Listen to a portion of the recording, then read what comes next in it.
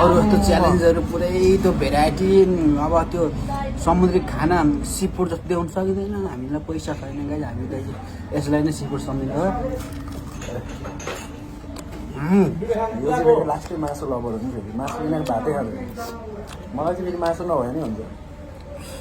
बाहुनको छोरो हो नि त म मासु खाँदैन खासै होइन मासु भन्दा नि अब नभए नि हुन्छ भयो मिठो राम्रो 2 घाँस बढी जान्छ भन्ने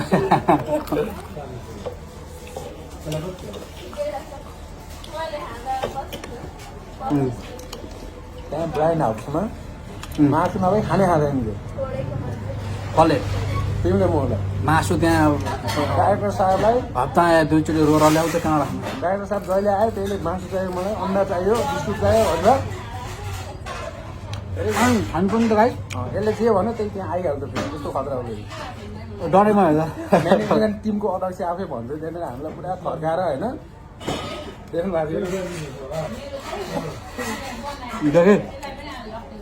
हिजोको सँग यस्तो सपेटाहरू तान्न पाउँदैछ क्या अब त एक्लै हिँड्छ नि त भाइ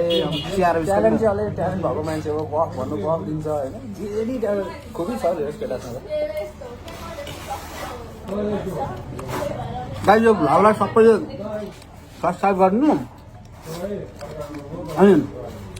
राम्रो लाग्यो लाइक कमेन्ट गर्नु होइन नराम्रो लाग्यो भने अनसब्सक्राइब पनि गर्नु दिन्छ सबैजनाले सब्सक्राइब गरिदिनु होइन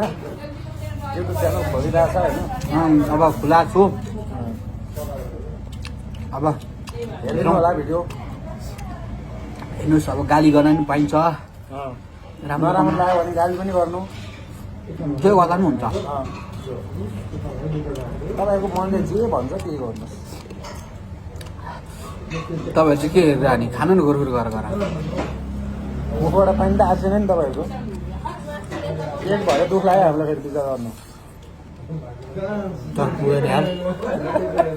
चुराउनु खानु पुगेन सपेटा जानु पुगेन फेरि मगाउनु हुन्छ फेरि मगाउनु हुन्छ पैसाको स्टेटमेन्टै यतिसम्म छ फल्तीमा खानु